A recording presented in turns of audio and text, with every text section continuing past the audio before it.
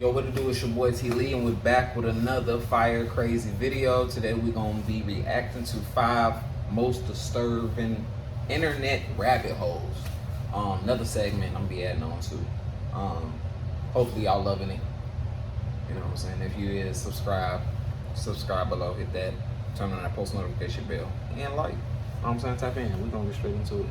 The 2006 volleyball incident. On July 2nd, 2017, an anonymous user posted a thread on 4chan's paranormal board saying, "How does one live after taking the red pill on the 2006 volleyball incident?" Now, if you're wondering what that incident was, it's a strange and disturbing story. The post was referring to a supposed mass shooting where a gunman killed 14 people during a high school volleyball game in either South Dakota or Nebraska back in 2006. But here's where things get strange. If you search for any information about it online, you'll find nothing. No news articles, no official casualty reports, nothing. Turn this off. Just conspiracy theory websites and the occasional Reddit post asking if it even happened. It's like the whole event either never existed or was somehow erased from history. But despite the silence online, there are many people who claim they remember hearing about it.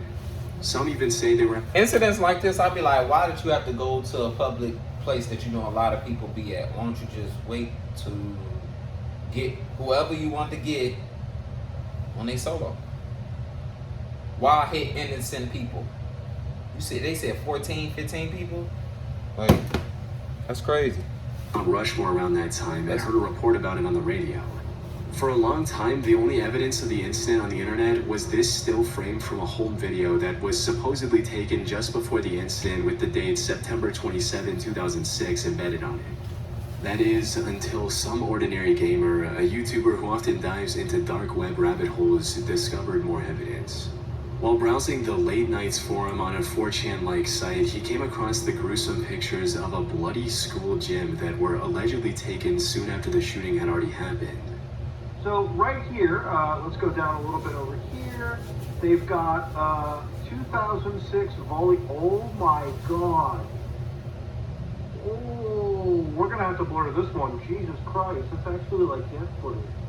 I think I remember this. I was searching around for some sort of proof of this happening. Apparently, it's a snippet from a home video. And oh my God.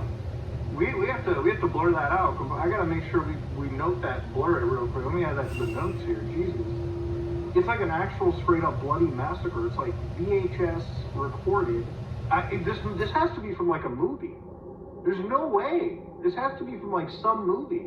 It's crazy as hell. That it's got like a CBI not for release. Like I assume CBI stands for like some sort of a governmental organization or something. That is so messed up. I feel like I should have known this or something. It's 2006. I don't even know if that's like a conspiracy. How is that a conspiracy? It's actually like death foot, unless it's from like some movie or something that we don't know about. Jesus Christ. That is actually the most chilling thing I've seen. We're like 5 minutes into this recording and already it's just like death footage has hit the building. Do you know what's really fun? Making a website. That's crazy, bro. That's why you gotta stay prayed up. We're how ridiculous. 3 childhood. In the bottom right corner was the text, CBI not for release, which I'll do my best to show you while blurring everything else out. This has led to some pretty wild theories being spread all over the internet. According to the most popular ones, the incident did happen, but it was covered up by the American government. As the story goes, the government was trying to assassinate someone who was attending this high school volleyball game. Things got out of hand, however, and a lot of the young volleyball players were caught in the crossfire. And since this would have caused tons of backlash from the public... Who at a volleyball game was they trying to assassinate?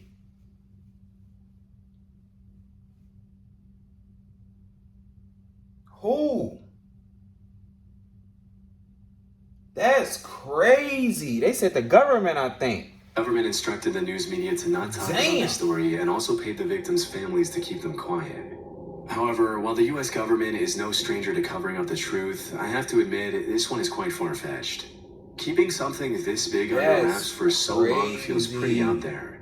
At some point, you'd think the truth would slip out. A somewhat more reasonable theory is that this is a classic case of the Mandela effect, where large groups of people collectively misremember something. And coincidentally enough, I actually did find a similar incident that happened in 2006 in that region. In the Platte Canyon High School situation, 53-year-old Dwayne Roger Morrison took 7 female students hostage, attacked them, and ended up shooting one of them. This also took place on September 27, 2006, which is the same date on which the alleged photo was taken before the incident. Its location in Colorado might also explain why people from the Midwest remember hearing about it on the news. But there are some major differences. Most notably, the Platte Canyon incident had nothing to do with a volleyball game, and there was only one death. But in saying all of that, the most likely scenario is that all of this is a hoax. While researching this incident, I came across an interesting post on the forum Above Top Secret from 2017. In this post, the OP was talking about creating a hoax in which multiple school shootings happened in 2006 in tiny towns, but any information relating to these incidents has been mysteriously erased from the public record. But if that's the case, the images that some ordinary gamer came across, where did they come from?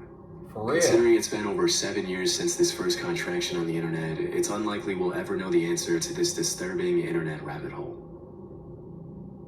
That's crazy, bro. Grave robbing for morons. On August 8, 2014, a user by the name Simon Pred J posted a video on YouTube titled Grave Robbing for Morons. This was a digital re-upload of a very old VHS video, an extremely chilling one. What is wrong with people? For real. Yo, bro, that's why I say stay prayed up and watch who you hang around, what you be around, and man, I've been saying this for a couple of months. I think we living in a time of spiritual warfare. I don't want to get religious and go down that rabbit hole, but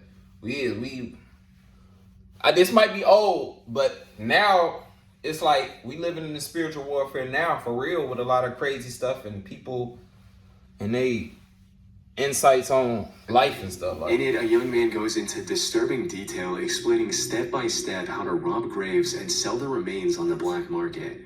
Grab it by the eyes or the nose. You pull it out, put your finger all the way in. There's nothing there that will hurt you at all. All right, you have to make sure that there's nothing that can hurt you. Do not be afraid. Pull it out like that. Do not pull it by the teeth, or else it'll break out like that, and you will have holes. What makes this video even more unsettling isn't just its content, but the mystery surrounding it. No one knows who the man in the video is. To this day, his identity remains unknown, and no one has come forward to claim responsibility. This has left the internet in two fiercely opposing camps. Some believe this is authentic footage of a real grave robber. Others argue it's an obscure horror short crafted purely for shock value. Surprisingly, I came across evidence that supports both sides of the argument while researching this topic. One undeniable fact, however, is that the original video is extremely old. The earliest mention of its title, Grave Robbing for Morons, I found on the internet was a now defunct online store for horror VHS tapes called Shocking Videos. This website listed the tape for sale in April of 2003, stating, "What we have here is genuine camcorder footage of a drunken teenage stutterer giving a half-hour lecture on how to steal body parts from graveyards for fun and profit while holding a fresh, rotting skull in his hands." That said, the original video is likely from the late 80s. We can clearly see the VHS box for the 1987 Evil Dead 2 movie 5 minutes and 43 seconds into the video. And to narrow it down even more, there's an issue of Horror FX magazine visible in the bottom left corner at the same time. He was too. This specific cover was a part of a that. unique Fangoria horror magazine edition released in July 1989, which means the video was probably shot around that year. Y'all The wasn't even horror born. memorabilia scattered throughout the footage implies that whoever created this video might have been a die-hard horror fan just That's what trying I'm to make saying. something creepy for the thrill of it. And while most of the gruesome advice given in the video feels very authentic, Hey, like bro, describing ways we gotta learn how to leave stuff on TV and stop certain stuff you just leave on TV. That stuff not real.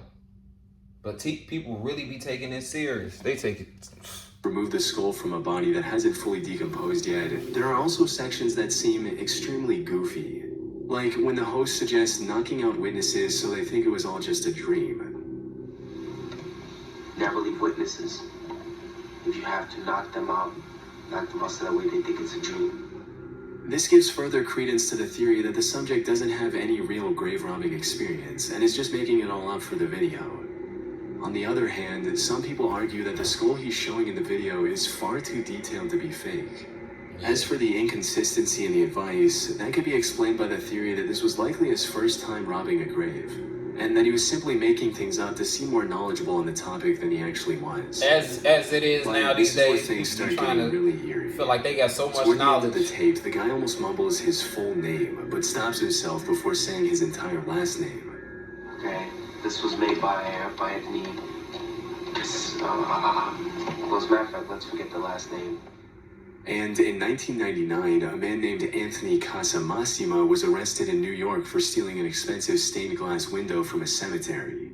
There was a real possibility that this was the same person who made the grave robbing for Moron's Guide.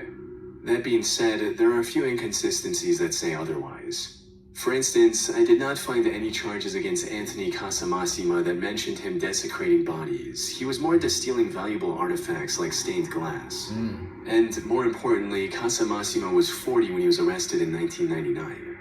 If he made the tape, he would have been around 30 at the time. However, given the young appearance of the video's subject, that seems highly unlikely. I also found a couple more theories as well, but most of them lead to dead ends.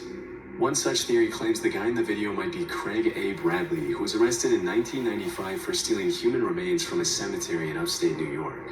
Craig would have been around 24 when the grave robbing video was filmed, which fits with the young appearance of the guy in the tape. Plus, he even looks a bit like him. However, the issue with this theory is that Craig doesn't have the stutter that was prominent in the original video. Winter months I'm laid off. So winter months don't usually pay. Dig for you and everything. So you dig and your friend digs, and then it's another friend digs. You have to find some place really soon. Crazy. Secluded, so that way there's no interruptions. Okay. Who's Now, recording he this could have too? faked the stutter in the original video for some reason. However, people on the internet find that extremely unlikely given how real it feels. Grave robber or actor, the stutter is real. I've known several people with really bad stutters, and it's such a specific, uncontrollable behavior that makes it hard to fake. This kid's stutter feels unique and authentic. I've never seen an actor in a movie fake a stutter that felt this real. It's possible one day the person seen in the video will come forward with the truth, but for now we have no idea who the person is or whether or not this extremely realistic looking grave robbing video is real. Hey, Damn. is this you? That's Too many alerts, way too many tools, not enough people, People not enough get hours in the day. 24 hours in a day and they decide to do this. Strange sounds in the sky.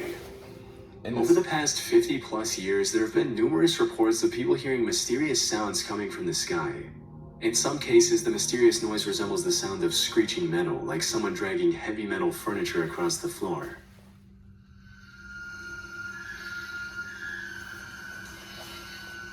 However, the most commonly reported noise is a low-frequency hum that persists in the area.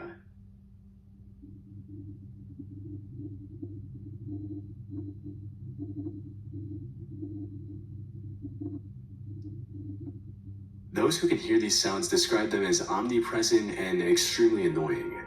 And according to the BBC, the humming noise has been linked to at least one person ending their own life in the UK. However, while there are likely many legit reports of people hearing a mysterious humming, which we'll get to in a bit, many of the claims are either fake or can be explained quite easily. For instance, the metallic screeching noise could simply be from a nearby railroad with a long freight train rounding a corner and causing vibrations. Some of these trains are incredibly lengthy and can take several minutes to pass. Similarly, in another video you can hear what sounds like an extremely loud trumpet.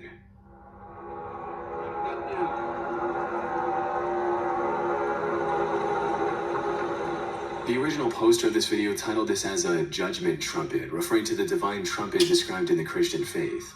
However, given the poor weather conditions in the footage, it's likely just a malfunctioning tornado siren. exactly, they be capping. They be capping. A few of these videos are also outright fake. Oh no, this one I'm not believing. Edited in to generate views. Yeah, this one I'm not feeding into.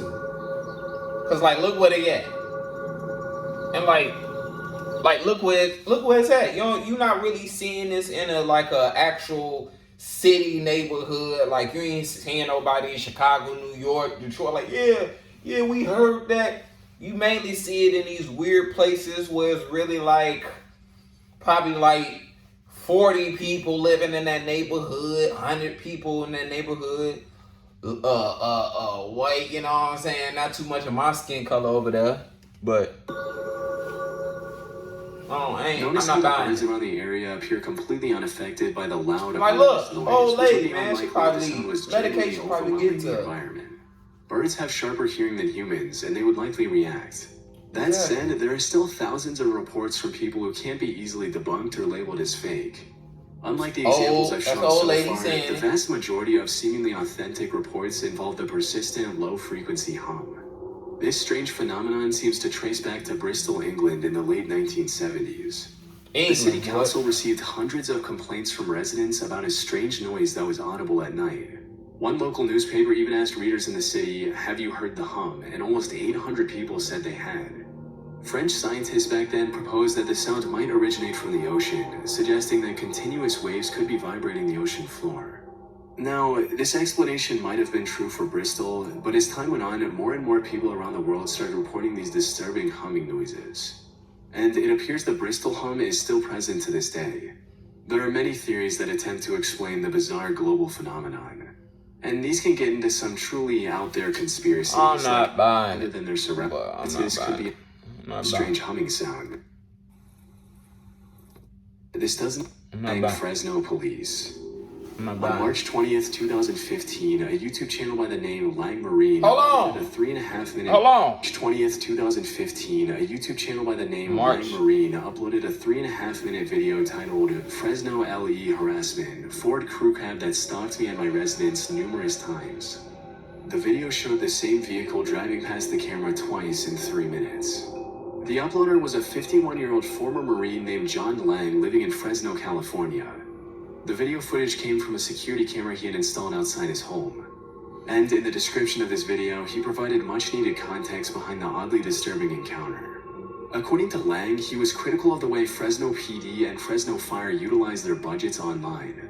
So now they were stalking and harassing him in retaliation, and the Ford truck in the video belonged to either the Fresno Police Department or the Sheriff's Office. The next day, he posted another video of a man walking his dog outside his home. The video showed the dog and his owner stopping outside Lang's home for a few seconds and moving on, nothing too unusual. However, Lang claimed that the person in the video was a plainclothes police officer who was conditioning Lang's dog so that it wouldn't attack if the same officer broke into his home later. Over the next 10 or so months, Lang continued posting videos of shady activity captured by a security camera, like a guy in plain clothes coming up to his home, taking a look and walking away immediately. Or a police truck stopping outside his home for a few seconds and then driving away. However, the most disturbing of these videos showed a mysterious black van stopping outside his home, filming it with a massive camera for about 30 seconds and quickly driving away.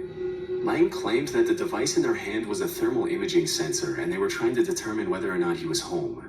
By January of 2016, Lang was fully convinced that the Fresno police were planning an assassination. On the 16th of January, he posted a video about a cleaning company van parked outside his home. In the description of the video, he wrote, "If I turn up missing or dead tomorrow, remember this van. I think I seen a couple of guys sneak out the side door and into the building when it was parked in the carport this afternoon. I've been causing the city of Fresno a lot of problems recently, which I now regret." They trying to shut him up. Unfortunately, this would be the last video Lang would post on YouTube. See? Because just a few days later, firemen found him dead inside a burning home with multiple stab wounds on his body. This was sad news for people who were following the story. However, this was only the beginning of a much bigger conspiracy. You see, when the news of his death initially broke, the reports stated that he had a few stab wounds on his upper back as well. If this were true, it would validate all of Lang's worries about getting assassinated. This would also put the Fresno PD as the #1 suspect for his murder. However, when the Fresno coroner released Lang's autopsy report, it only mentioned 3 self-inflicted stab wounds on his chest, and there was no mention of any stab wounds on his back. Was the earlier report a mistake, or were the Fresno police trying to hide their crime? No, that's the government, that's the police, which has been...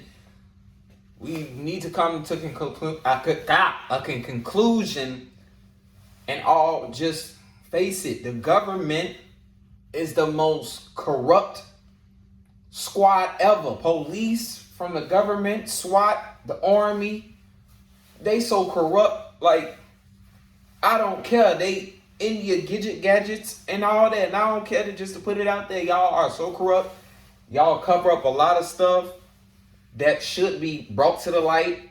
But the stuff that don't even really make, that don't even really, what's the right word? Don't even really, I can't even find the right word, but it makes no sense what they be trying to bring to the light than what really needs to be brought to the light. You feel me? But man, every time the government about to get exposed, either the person come up missing or it remained closed. To this day, the John Lang case sits as a mystery. Of course. Was he actually getting stalked, or was he just severely mentally ill and paranoid? No. From my research, the answer seems to be a mix of both. First and foremost, it's worth mentioning that the Fresno police are well known for being rife with corruption. A Reddit user mentioned a story he knew about the PD, stating, "I mean, my friend's dad was FPD for decades, and Jerry Dyer showed up with some officers and threatened him back in the late 90s, so it wouldn't surprise me if the cops were intimidating this dude." So, did the Fresno PD retaliate against Lang? Maybe. What's more likely is that Lang was getting more paranoid and losing his mind over time. From what I can see, the man walking his dog is doing just that, walking his dog, and claiming that he was somehow conditioning Lang's dog in just a couple of seconds is pretty out there. Even the suspicious van can be explained quite easily, since the device shown in the video was just a film camera on a gimbal, not some high-tech thermal imaging sensor. As for why they were shooting like that from a vehicle, they were likely indie filmmakers who just didn't have the proper permissions from the city. However, all of this is just conjecture on my part. Weird. The real evidence that proves Lang's deteriorating mental state is the fact that he turned off the cameras he had in his home a day before the incident. The last saved footage on these cameras was of him sitting with a kitchen knife in his hand. Not only that, but when the fire department arrived on the scene, all the entrances to his home were barricaded securely from the inside. If this was truly a murder, the killer wouldn't have been able to escape the crime scene without removing one of these barricades. Ultimately, if there was some big murder conspiracy behind Lang's death, I doubt we'll learn about it over 8 years later. Alright, next one. Alright, in this video I'm going to show you guys how to assemble the DSLR photo booth. This is Mr. Professional. The first thing I take out is Evil Stick. In November of 2014, Nicole Allen purchased a pink princess wand for her 2-year-old daughter at the dollar store in Linden Avenue in Kettering. The name of the wand was Evil Stick, which is quite bizarre on its own, but likely went unnoticed by Nicole. However, the stick also promised things like luster, beauty, and wonderful music. The box art also featured the character Sakura Kinomoto, who was the protagonist of a popular Japanese animated show called Card Let me Captor guess, Sakura. there's a camera in it. In the show, Sakura is essentially a magical princess. So, the inclusion of just a cute-looking character made Nicole drop her guard even further. But she couldn't have been more wrong. The thing is, the inclusion of this character in the box art suggested an Asian origin for the product. And looking back, the Evil Stick does have a small, and I do mean small, resemblance to one of the wands Sakura uses in the show. The Evil Stick was most definitely a bootleg version of a product that should have looked something like this had it been official. However, the Evil Stick was much more sinister than just being a bad product. Unlike its official counterparts, the manufacturers of the Evil Stick bootleg had free reign to do whatever they wanted. And it's what they chose to do with this freedom that was utterly disturbing. You see, the top of the wand had a shiny foil fitted in, likely to imitate the shiny star in the official wand. However, this foil was hiding an image under it, and when Nicole's daughter accidentally removed the foil while playing with the wand, she was greeted with a downright disturbing image of a creepy-looking woman slitting her own wrist. This was likely petrifying for the little girl, but that wasn't all. If you pressed the button on the wand, instead of the wonderful music it promised, the wand played a haunting laugh. This also turned on a light behind the creepy image, so the little girl would have likely seen it even if she hadn't removed the foil.